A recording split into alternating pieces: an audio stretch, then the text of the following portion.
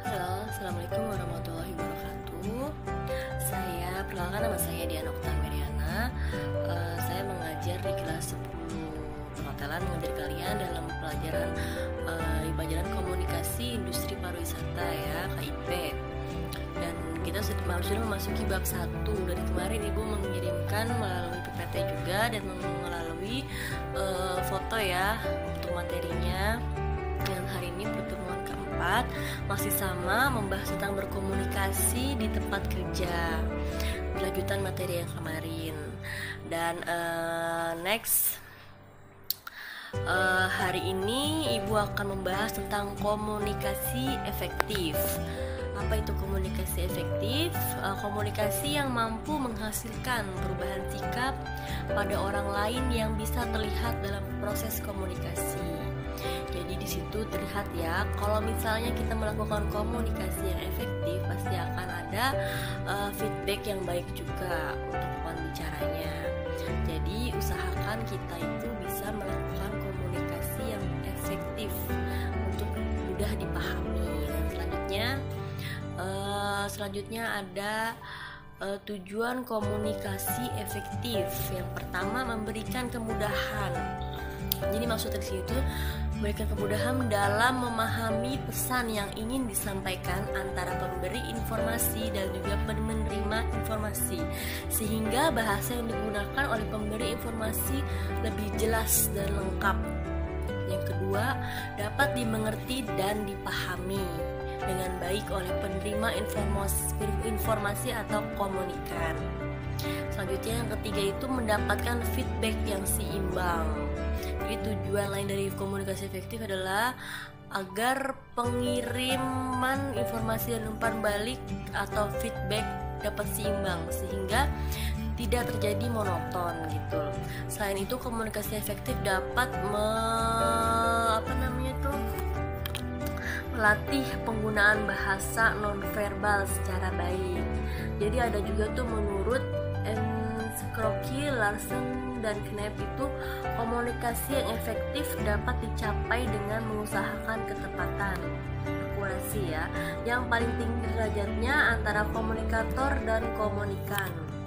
Jadi dalam setiap komunikasi itu, komunikasi yang lebih efektif terjadi apabila komunikator dan komunikan terdapat persamaan dalam pengertian sikap dan bahasa. Itu akan lebih mudah ya. Contohnya misalnya di hotel kalian bertemu dengan orang luar, misalnya berbicara dalam bahasa Inggris, kalian juga harus bisa berbicara dengan bahasa Inggris. Itu adalah suatu komunikasi efektif, karena kalau kalian menjawab orang itu yang tersebut itu dengan menggunakan bahasa Indonesia, ya otomatis orang itu tidak mengerti dan komunikasi tidak akan nyambung ya, tidak akan ada feedback karena dia tidak mengerti dan kamu juga tidak mengerti. Jadi harus disesuaikan kalian berbicara dengan siapa dan disesuaikan dengan tekstur tubuh kalian, itu seperti apa juga bahasa kalian. Jadi harus sesuai semuanya.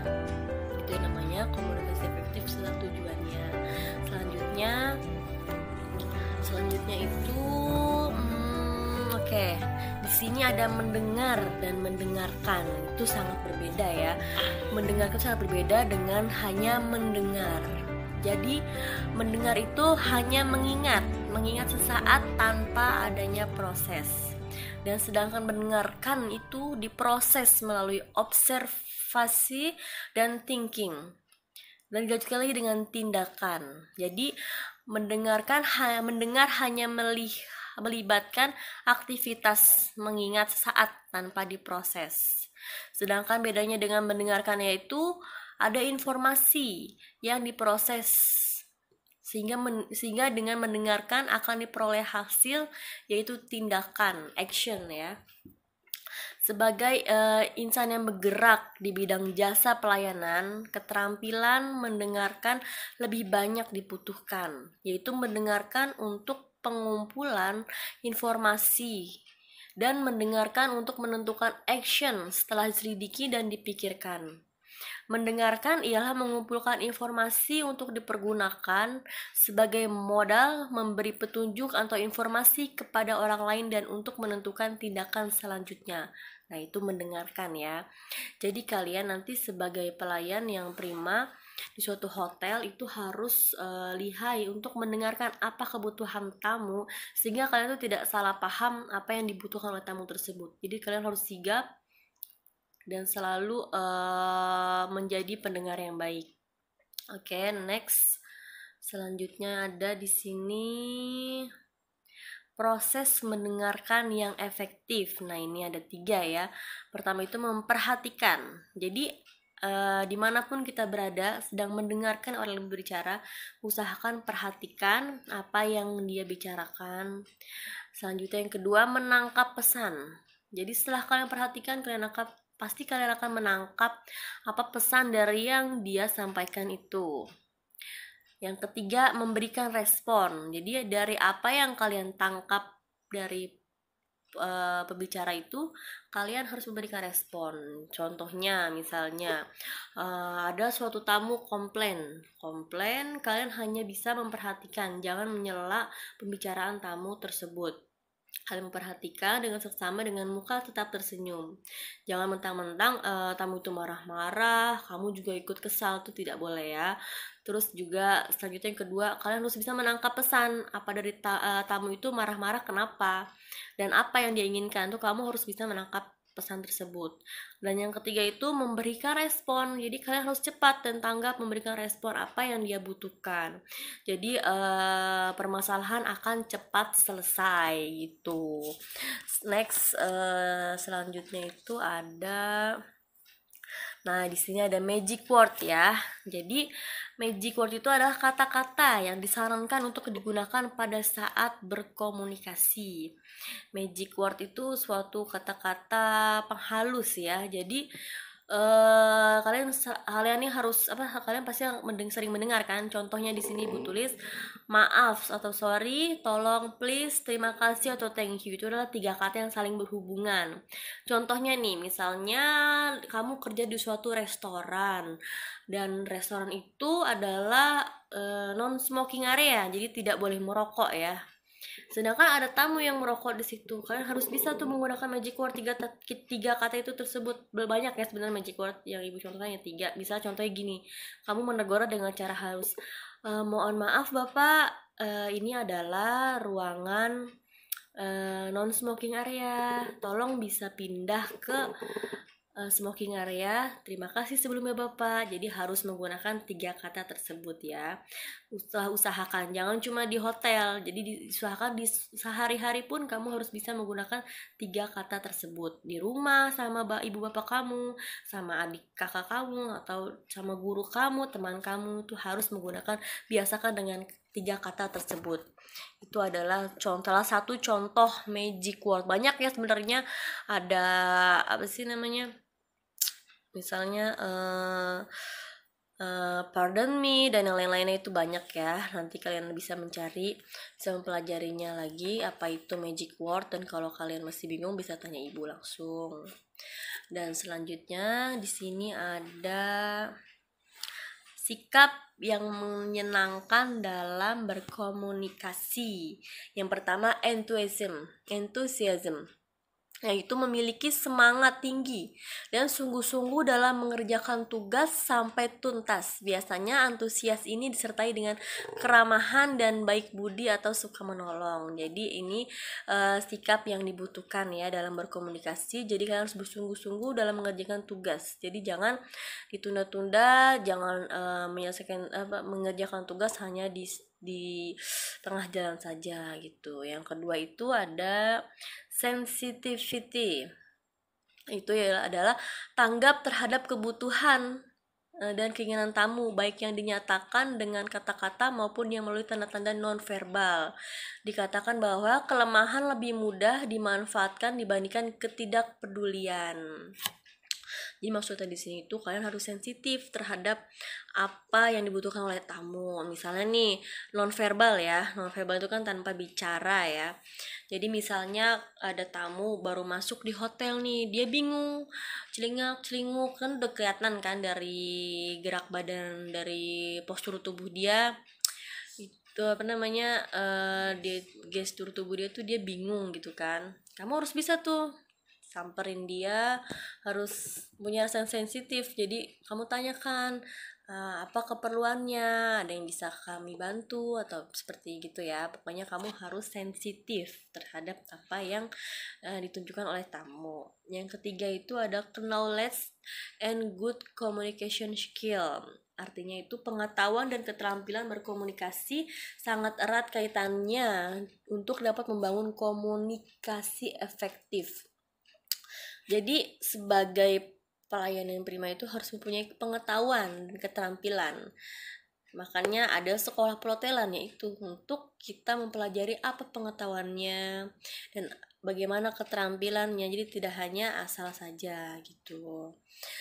Yang keempat, flexibility, yang artinya adalah keluasan sikap dan kesabaran dalam mengantisipasi perubahan jadwal perjalanan yang mungkin akan terjadi atau dalam pengambilan keputusan dalam masalah lain. Jadi kita tuh harus fleksibel. Jadi pelayan prima tuh harus bisa fleksibel. Misalnya contohnya di suatu restoran ya, kamu itu sebagai supervisor dan ada tamu yang membutuhkan sesuatu misalnya, dan tapi di situ tidak ada waiter atau waitress, jadi otomatis kamu harus, walaupun kamu supervisor atau manajer, kamu harus bisa membantunya. Itulah flexibility ya. Jadi harus fleksibel atas apa yang dibutuhkan oleh tamu. Kalian harus bisa menolong gitu. Dan yang kelima itu honesty. Honesty itu kejujuran, adalah salah satu tiang penunjang kepercayaan. Kejujuran dan ketidakjujuran akan terpancar melalui sinar mata dan mimik wajah, dan banyak orang dapat merasakan adanya kejujuran atau ketidakjujuran. Jadi itulah. Jadi usahakan dimanapun kalian nanti bekerja atau kalian bersekolah atau di rumah pun gitu, rumah lah contohnya ya, kalian tuh harus menerapkan itu kejujuran. Jujur itu sangat penting. Itu ada modal utama seseorang untuk dipercaya orang lain. Jadi kalau orang lain sudah kamu tidak jujur dan orang lain tidak percaya dengan kamu, tuh sulit sekali untuk mendapatkan kepercayaan orang lain. Jadi usahakan kalian itu bersikap jujur dimanapun kalian berada. Itu sangat penting sekali. Yang keenam itu terakhir ya, itu adalah karisma.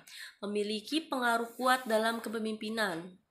Walaupun karisma konon adalah dibawa secara alami, namun dapat dibina dengan kesatuan antara kewibawaan, ketenangan, kecerdasan, dan ketulusan. Jadi karisma itu bisa juga kalian buat melalui tadi ya, seperti Ibu bilang, kewibawaan, ketenangan, kecerdasan, dan ketulusan. Kalau kalian membawa diri kalian dengan tenang, wibawa, dan terlihat kecerdasan kalian dan tulus, itu pasti akan muncul karisma kalian. Jadi Oke, next itu adalah sikap yang tidak disukai dalam berkomunikasi. Pertama, treating colleagues with apathy, yaitu memperlakukan teman bicara atau kolega dengan sikap apatis, kurang memberikan perhatian. Sikap apatis ini tidak dapat dimaafkan dan merupakan kesalahan fatal. Kelemahan ataupun kekurang puasan pelayan dalam bentuk lain lebih dapat diterima oleh kolega, kecuali suatu sikap apatis yang kurang atensi ini. Yang kedua, brushing colleague off, yaitu menunjukkan sikap penolakan pada kolega. Biasanya kesan ini muncul sebagai akibat dari sikap apatis. Seringkali dalam keadaan lelah karena sudah berada sejak pagi hingga sore, sikap menghindari dari konsumen ini secara tidak sadari akan muncul. Nah ini sering sekali terjadi. Misalnya contoh,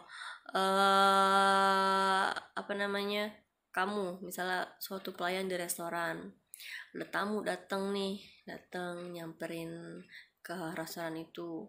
Misalnya dia itu ngomongnya tuh udah memakai bahasa Inggris lah atau apalah gitu. Nah kamu menghindar untuk menghindari tamu itu tidak bagus ya, itu tidak boleh.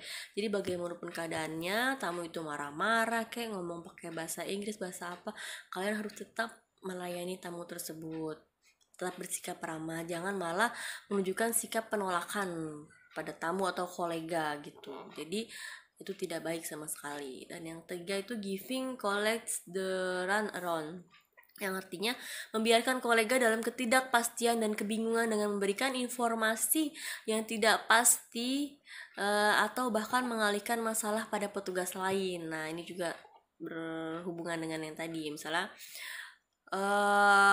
kamu ada tamu tadi ngomong pakai bahasa Inggris lah segala macam panjang lebar, kamu tidak tahu, dan bukan kamu tidak tahu, kamu mengerti, cuman kamu males untuk melayani tamu tersebut dan akhirnya mengalihkan masalah itu ke petugas teman kamu yang lain, itu juga tidak boleh. Nah, yang keempat itu being called to collect, yang artinya sikap tidak bersahabat akan melenyapkan suasana kehangatan yang diinginkan oleh kolega, karena tujuan utama dari para tamu atau konsumen untuk turut serta dalam pembicaraan atau untuk bertemu atau bergaul. Jadi usahakan jadi pelayan prima itu humble ya, hangat dan dirindukan oleh para tamu. Jadi buatlah tamu itu akan balik lagi ke situ karena rindu dengan pelayanan yang ramah gitu. Yang kelima itu treating colleague with condescension, yang artinya itu adalah memandang rendah kepada seorang kolega karena terkecoh dengan penampilan fisik tamu, lupa pada prinsip tidak boleh memberi perlakuan beda kepada sesama dan jangan menilai orang terlalu dini. Nah, ini sering sekali terjadi ya di hotel. Misalnya nih kan makanya ada istilah jangan menilai orang dari covernya aja, karena kan gak semua orang dari luarnya itu dekil lah, penampilannya kumal, itu gak semuanya sesuai yang apa yang kalian pikirkan. Contohnya misalnya ada sering sekali saya menginap di hotel dan pelayan itu sering, misalnya ada orang bule, orang luar, dan saya kan orang Indonesia, terus mereka tuh lebih memprioritaskan orang bule tersebut. Nah, itu tidak boleh. Jadi semuanya harus sama, diperlakukan sama, mau orang Jawa, orang bule, orang Sunda, semuanya harus sama. Jangan pernah memilih-milih tamu, dan sama begitu pun dengan teman ya. Selanjutnya next, selanjutnya ini ada ini slide terakhir ya, tugas individu. Jadi sini adalah cari macam-macam contoh komunikasi verbal dan non-verbal pada industri perhotelan. Banyak sekali ya, tolong kalian cari contoh-contohnya itu komunikasi verbal dan non-verbal. Jadi dari materi yang sebelumnya juga Ibu sudah berikan ya, di situ ada, nanti coba kalian buka lagi. Dan sekarang kan kirim hasil tugasnya itu melalui kalian datang ke sekolahan ya setiap Rabu dan Sabtu. Kebetulan pelajaran Ibu hari Rabu, jadi kalian mengembalikan harus hari Sabtu sudah dikembalikan dan menggunakan kolom yang sudah di-share oleh wali kelas masing-masing ya. Jadi tolong dikerjakan, oke? Thank you ya untuk waktu kalian mendengarkan Ibu. Semoga penjelasan Ibu itu berguna untuk kalian. Bila kalian ada yang kurang paham, silakan telepon Ibu atau WA Ibu terbuka kapanpun itu. Mohon maaf bila ada yang salah dalam kata-kata Ibu. Wassalamualaikum warahmatullahi wabarakatuh. Tetap semangat ya anak-anak.